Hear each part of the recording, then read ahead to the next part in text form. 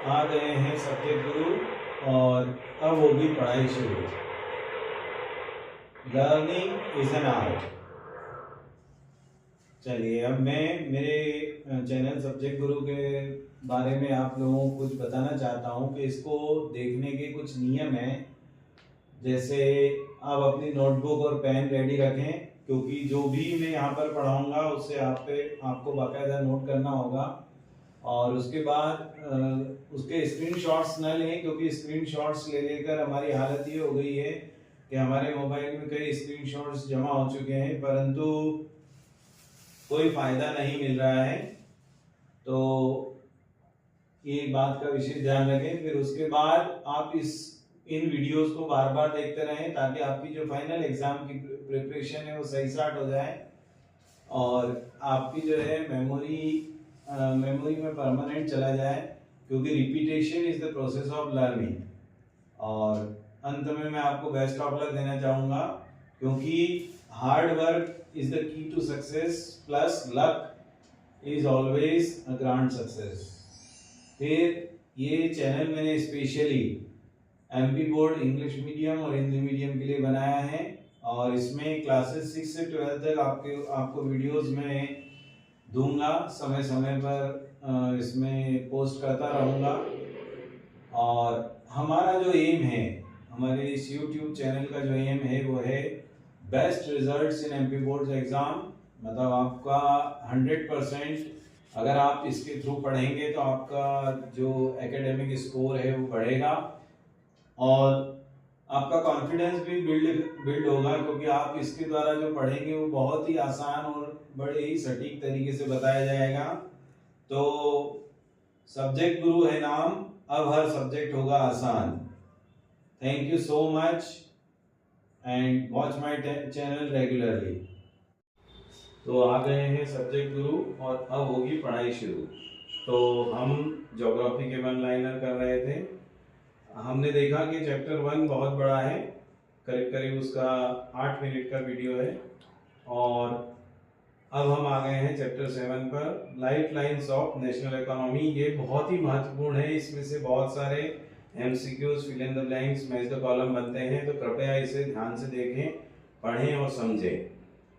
तो हम स्टार्ट करते हैं कि कंज्यूमर को ट्रांसपोर्ट के द्वारा जो प्रोडक्ट्स पहुंचाए जाते हैं, तो जो पहुंचाते हैं उन्हें क्या बोलते हैं? ट्रेडर्स। और मेन 3 मोड से ट्रांसपोर्टेशन के, लैंड ट्रांसपोर्ट, वाटर ट्रांसपोर्ट और एयर ट्रांसपोर्ट। तो भारत में हम सबसे शुरुआत करते हैं लैंड ट्रांसपोर्ट से, फिर वाटर से और फिर एयर पे आएंगे। तो लैंड ट्रांसपोर्ट की बात करें तो भारत के अंदर सेकंड लार्जेस्ट रोड नेटवर्क है वर्ल्ड का। फर्स्ट, फिर मैं आपको पिछले उसमें भी कहा था कि गूगल पे चेक करें, गूगल देवता की मदद लें। और हम बाकी सब खैर छोड़िए, आगे बढ़ते हैं। फिर रोड नेटवर्क जो भारत का है वो करीब करीब 62.16 लाख किलोमीटर है। फिर रोड ट्रांसपोर्ट जो है वो दूसरे मोड्स ऑफ ट्रांसपोर्ट को भी कनेक्ट करता है। अब जैसे मान लीजिए समुद्र में या पोर्ट पे कोई माल आया, तो पोर्ट से अपने को अपने मेन स्पॉट तक लाने के लिए नेचुरल है लैंड ट्रांसपोर्ट लगेगा ही लगेगा। फिर मान लीजिए एयर ट्रांसपोर्ट से कोई आया सामान, तो वो भी एक जगह से दूसरी जगह पहुंचाने के लिए लैंड ट्रांसपोर्ट लगेगा ही लगेगा। अब नॉर्थ साउथ कॉरिडोर, ये अब मैं मेन जो जगहों रोड के नाम है वो बता रहा हूँ। नॉर्थ साउथ कॉरिडोर श्रीनगर को कन्याकुमारी से जोड़ता है, ये पूछा जाता है। फिर east west corridor Silchar Assam से पोरबंदर गुजरात को जोड़ता है। अब ये गोल्डन क्वाड्रिलेटरल हाईवे, इस पर शॉर्ट नोट लिखा हुआ आता है, लिखने को आता है या पूछा जाता है what is golden quadrilateral highway. तो इसको अच्छे से ध्यान दें। तो गोल्डन क्वाड्रिलेटरल हाईवे जो है वो इंडियन जो मेगा सिटीज है, मतलब बड़ी बड़ी सिटीज है, उनके बीच में डिस्टेंस को रिड्यूस करने के लिए बनाया गया है। और ये किसके द्वारा बनाया गया है? National highway authorities of India के द्वारा। फिर NHAI का फुल फॉर्म वही है, national highway authorities of India. In national highway जो है वो कंट्री के जो रिमोट पार्ट्स हैं, मतलब जो इंटीरियर पार्ट्स हैं, उनको कनेक्ट करता है। इसी तरह से CPWD का फुल फॉर्म भी आपको याद रखना जरूरी है, सेंट्रल पब्लिक वर्क्स डिपार्टमेंट। और भारत के रोड्स का कंस्ट्रक्शन और मेंटेनेंस वो सेंट्रल पब्लिक सीपीडब्ल्यूडी डिपार्टमेंट के अंतर्गत ही आता है। फिर जो फेमस शेरशाह सूरी रोड है उसे नेशनल हाईवे नंबर 1 नाम दिया गया है और ये दिल्ली से अमृतसर को कनेक्ट करता है। इसी तरह से स्टेट हाईवेज को मेंटेनेंस और कंस्ट्रक्शन की responsibility states public works department की है, जिसे हम पीडब्ल्यूडी भी कहते हैं फुल फॉर्म में, पब्लिक वर्क्स डिपार्टमेंट। फिर जो जिले की रोड्स है, डिस्ट्रिक्ट रोड्स, उसके लिए जिला परिषद रिस्पॉन्सिबल है। फिर मेजर सिटीज को कनेक्ट करना है प्रत्येक गांव से, ये एक मुहिम चलाई गई थी। आपने कई गांवों के कोनों पर, रोड के कोनों पर ये देखा होगा, प्रधानमंत्री ग्रामीण सड़क परियोजना। फिर उसके बाद बॉर्डर रोड्स ऑर्गेनाइजेशन क्रिएटेड हुआ था कब, 1960 में, गवर्नमेंट ऑफ इंडिया के अंडर में। और इसका पूरा काम क्या है कि जो कंट्री की बॉर्डर एरियाज है उनके जो रोड्स हैं उनको कंस्ट्रक्शन करना और उनको मेंटेन करना।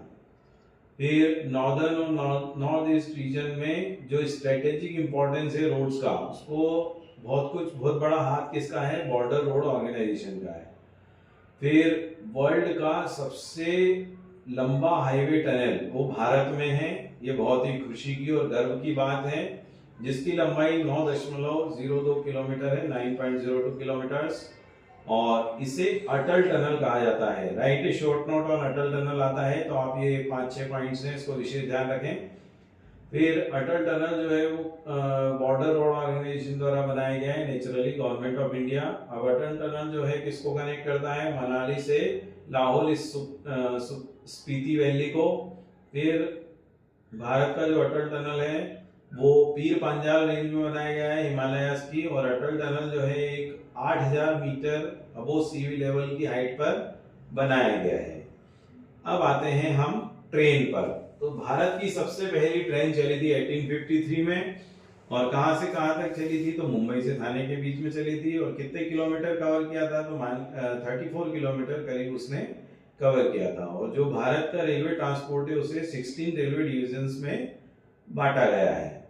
अब आते हैं गैस पाइपलाइन। तो भारत की पहली gas pipeline HVJ, Hazira Vijaypur Jagdishpur के नाम से है, जो करीब 1700 किलोमीटर लंबी है।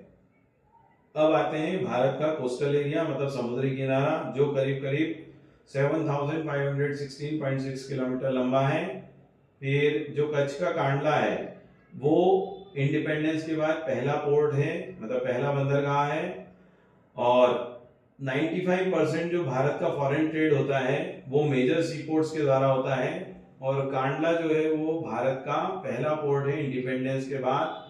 और भारत के कांडला पोर्ट को दीनदयाल पोर्ट भी कहा जाता है, तो याद रखिए, कभी दीनदयाल पोर्ट पूछे तो कांडला पोर्ट ही है, घबराए नहीं। फिर भारत का कांडला पोर्ट क्या है, टाइडल पोर्ट है। अब इसका ज्यादा अपन डीप में नहीं जाएंगे, बस ये याद रखिए टाइडल पोर्ट है। फिर मुंबई जो है वो लार्जेस्ट पोर्ट है इंडिया की वेस्ट कोस्ट में। फिर जवाहरलाल नेहरू पोर्ट को डेवलप किया गया था ताकि मुंबई पोर्ट पर जो ओवरलोडिंग है या बहुत ज़्यादा वहाँ पर रश है उसको कम किया जा सके। और भारत का टोटल आयरन ओवर एक्सपोर्ट होता है वो मार्मगांव पोर्ट से होता है, करीब 50%। अब नेचुरल हार्बर में कोची पोर्ट आता है। चेन्नई जो है वो ओल्डेस्ट आर्टिफिशियल पोर्ट है हमारे देश का। फिर विशाखापट्टनम पोर्ट है वो लैंडलॉक, डीप और सेफ पोर्ट है। फिर भारत का जो पारादीप पोर्ट है वो उड़ीसा में लोकेटेड है। फिर कोलकाता जो है वो एक इनलैंड रिवर पोर्ट है, और कोलकाता जो है एक टाइडल पोर्ट भी है जिसे समय समय पर साफ किया जाता है, अन्यथा यह बहुत ज्यादा गंदा हो जाता है। अब हम आते हैं एयर ट्रांसपोर्ट पर। तो एयर ट्रांसपोर्ट को जो नेशनलाइज किया गया था वो 1953 में किया गया था, और ये डोमेस्टिक और इंटरनेशनल सर्विसेज दोनों देता है। और पवन हंस जो है वो एक हेलीकॉप्टर सर्विस है जो रिमोट एरियाज में, अभी आपने देखा होगा कि उत्तराखंड में जो बाढ़ आई थी उसमें इस सर्विस का बहुत बड़ा रोल था, कई लोगों की जान बचाई गई और कई जो पब्लिक प्रॉपर्टी है उसको, कई सामान उसमें सेफली बचाए गए। अब भारत में जो मेन मीन्स ऑफ कम्युनिकेशन है वो टेलीविजन, रेडियो, न्यूज़पेपर हैं। और भारत में पूरे वर्ल्ड का सबसे बड़ा पोस्टल सर्कुलेशन यानी डाक द्वारा जो है सूचनाओं का आदान प्रदान होता है। फिर इंफॉर्मेशन कम्युनिकेशन सिस्टम में एशिया में भारत एक लीडर के रूप में एस्टेब्लिश्ड है और न्यूज़पेपर जो है करीब करीब हमारे देश में 100 भाषाओं में छपते हैं। इसके बाद भारत जो फिल्म का सबसे बड़ा प्रोड्यूसर है। फिर मार्केट वो जगह है जहाँ पर गुड्स का एक्सचेंज होता है, यानी सामानों की अदला बदली होती है। और दो देशों के बीच के ट्रेड को बोला जाता है इंटरनेशनल ट्रेड। फिर इसके आगे आए तो इंटरनेशनल ट्रेड की जो प्रोग्रेस है वो किसी भी नेशन का एक इकोनॉमिक बैरोमीटर है, यानी उसमें हम उसकी आर्थिक उन्नति को नाप सकते हैं। फिर हल्दिया पोर्ट जो है वो जो कोलकाता पोर्ट पर बहुत ज़्यादा ट्रेड प्रेशर बढ़ रहा था उसको कम करने के लिए बनाया गया था। और गंगा वाटरवे, अब नदी के नीचे जो रास्ता बनाया जाता है उसे वाटरवे कहते हैं, तो गंगा वाटरवे हल्दिया और इलाहाबाद के बीच में बनाया गया है जो करीब करीब 1620 किलोमीटर लंबा है। और central board of film certification जो है उसको अथॉरिटी है कि वो सभी भारतीय और फॉरेन फिल्म्स को सर्टिफाई करें। आप जानते हैं कि फिल्म्स को दो तरीके से सर्टिफाई किया जाता है, यू और ए। तो आज के लिए इतना ही। और यहाँ पर हमारे पूरे ज्योग्राफी का जो सब्जेक्ट है वो पूर्ण होता है। और आप इसे लाइक, सब्सक्राइब और शेयर करें, इस बात का विशेष ध्यान रखें। सभी को थैंक यू, धन्यवाद, जय हिंद।